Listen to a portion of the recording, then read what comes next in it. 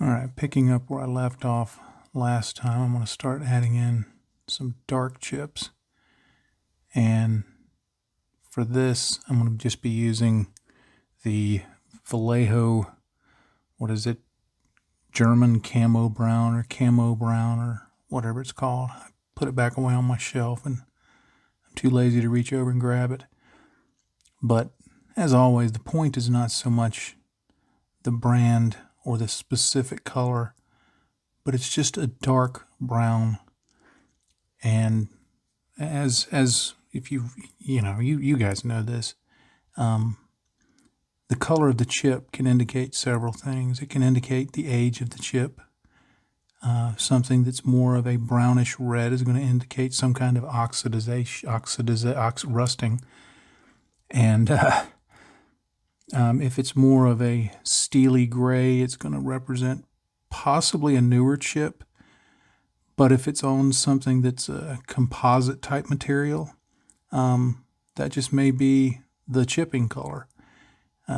It can be other things. It can be a steely gray that's not quite so dark.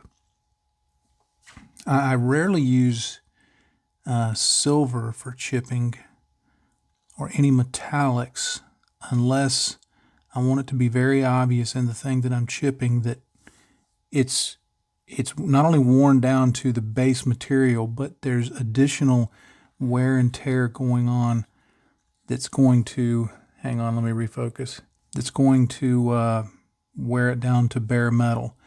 For example, on the wing walk of an aircraft where the pilot is getting in and out, and especially like if you're talking World War II, the pilot would walk up on the edge of the wing and get into the cockpit. Well, then there would usually be a crewman that would come along behind him to help him strap in.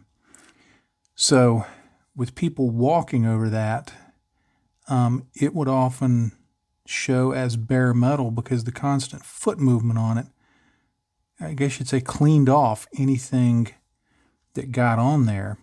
So it would often appear as very shiny metal. So there's a lot of different choices when it comes to chipping, but as with the darker chipping. But as with anything else, I just always think, okay, what am I planning to do beyond this? Am I planning to give it some rust tones? Am I planning to just have it be streaked? Am I planning to suggest that it's a composite material? What am I planning on doing? And then just kind of taking it from there. Now, for this, I want it to appear as if there's going to be some rust going on in some of the places. I want to allow for rust stains. So using this brown color, I can develop areas that are going to be rust. All right, the next thing I want to do is just start adding some rust effects around a few places, streaks and things like that. That's part of the reason that I added these little bolt details around the suit, was I just wanted to give it was purely so I could have a place to stick some rust. Now for the rust, I'm going to be using two different colors. I've got this wilder orange rust effect. It's an enamel product, and also from Wilder, this light rust effect. Nothing special about those colors. That's just, I like them and they look rusty, and I thought they would go well against the suit. If I used a more yellow rust, it would kind of, I think, be lost against the tan color. And if I used a darker brown rust, it would appear more like a chip or dirt or something like that. So I thought sticking with something in the orange area would convey rust better. Now I've put the rust washes in my palette just straight from the bottle, no thinning, but I've got some thinner in the palette wells on either side. All I'm going to do is just dip my brush in the thinner here, just slightly off camera where I helpfully placed it. And then I'm just going to go right into my rust wash, and I'm just going to let it wick up some of that. And then I'm just going to touch it on there, let it flow around like that. And then I'm just going to deliberately just kind of spread it down like that. Put some up here. And I can go back, put as much as I want. Remember, this is this is just putting on some initial product to work with. This isn't, of course, the way the final stain is going to look. This is giving you something to work with. Now I want to add a little more. I think there's going to be some rust coming down from back here, just under the engine. So I'm going to put some right there for me to work with. And I'm just switching back and forth between the colors. No real rhyme or reason for it. I don't know that anybody except patrons who've seen that I put on a different color will pay attention to the fact that there's different colors. But it makes me feel fancy to do so. So I'll put those on there like that. Now, anytime I'm working with enamels like this, or oils, I just put them on and give them a few minutes to dry, and then come back and manipulate them around.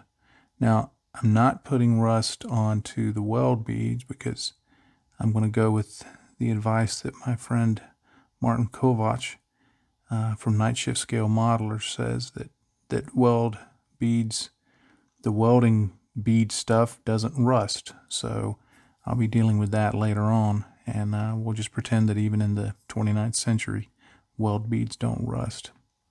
Now, I forgot to turn the camera on when I first started doing this, but what I did was I just took my brush, dipped it in some odorless thinner, and I preloaded a bunch of odorless thinner right there in that damaged area.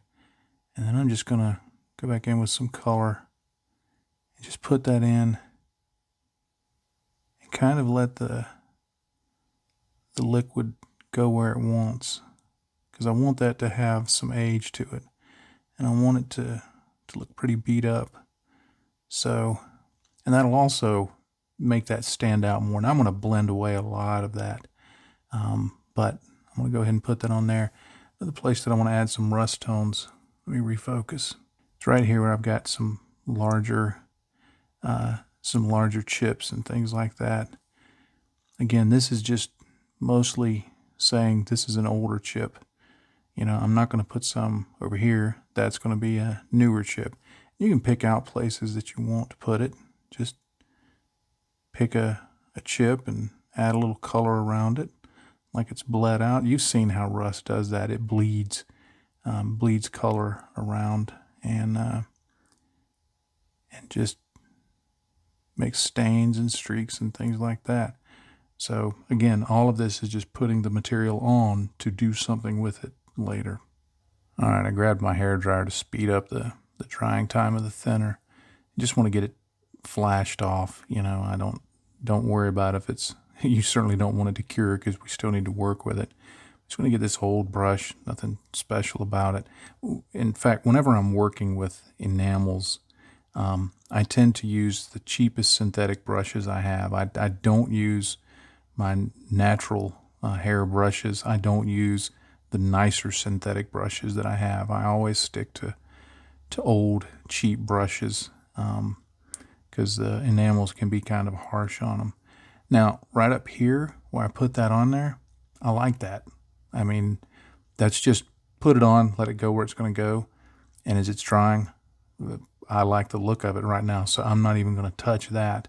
This one down here, I'm just going to come in like you've seen me do this. I'm just going to come in from the side and just kind of work that oil or that enamel.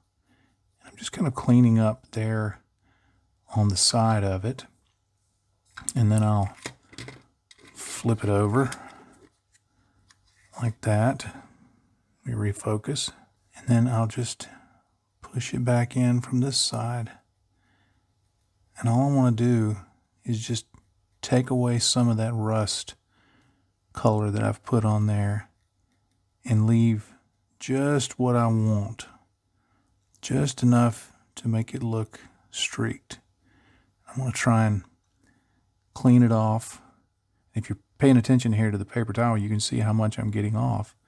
I'm going to try and clean it off the top, because I want to imagine that if you've ever seen bolts, where like the threads rust on the inside and it gets water down in there.